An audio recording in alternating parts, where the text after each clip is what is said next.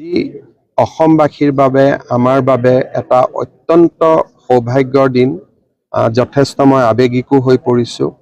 আমি সকলোৱে জানো মহাপুৰুষ শ্ৰীমন্ত শংকৰদেৱৰ তত্বাৱধানত মথুৰা দাস বুঢ়া আতা আৰু সকলো সেই সময়ৰ তেখেতৰ শিষ্যসকলে লগ লাগি বৃন্দাবনী বস্ত্ৰখন প্ৰস্তুত কৰিছিলে। কালক্ৰমত ভূটানৰ পৰা টিবেটৰ পৰা ই আহি লণ্ডন মিউজিয়াম পায়।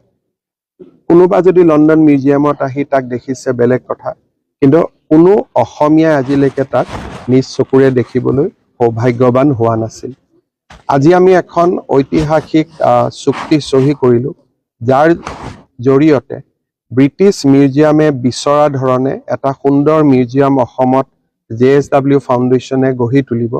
JSW ফাউণ্ডেশ্যন জিন্দাল গ্ৰুপৰ তেখেতসকলৰ মাতৃ সাবিত্ৰী জিন্দাল অসমৰ তিনিচুকীয়াৰ ছোৱালী আছিলে। তেওঁলোকে এটা সুন্দৰ মিউজিয়াম বনাব গুৱাহাটীত।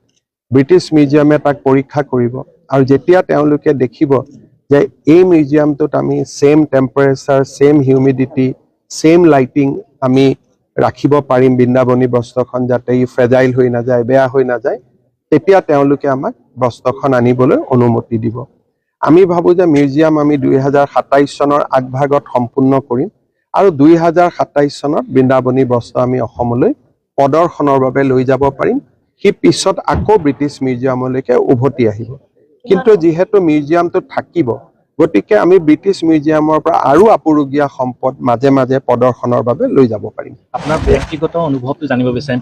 2014 চনত মই প্ৰথম বৃন্দাবনী বস্ত্ৰ দেখা পাইছিলো। 2019ত মই আকৌ চাব আহিছিলো। মনত এটা বহু দিনৰ আশা আছিল যে ইয়াক কেনেবাকৈ এদিন অসমত লৈ যাব পাৰি নেকি। আজি সেই আশাটো পূৰণ হোৱাৰ পথত এটা প্ৰাপ্তিৰ অনুভৱ, অত্যন্ত গৰ্বিত অনুভৱ কৰিছো। আবেগো আহিছে মনত। আৰু অসমত মই নিশ্চিত যে এই বৃন্দাবনী বস্ত্ৰখন দেখাৰ পিছত অসমৰ মানুহেও মহাপুৰুষ শ্ৰীমন্ত শংকৰদেৱক আকৌ এবাৰ নতুনকৈ নিজৰ হৃদয়ত স্থাপন কৰিব। তেখেতক আমি জানো কীৰ্তনৰ মাজেৰে, আমি তেখেতক গুণমালাৰ জৰিয়তে জানো, নৱ বৈষ্ণৱ ধৰ্মৰ জৰিয়তে জানো, সত্ৰৰ জৰিয়তে, ভাওনাৰ জৰিয়তে।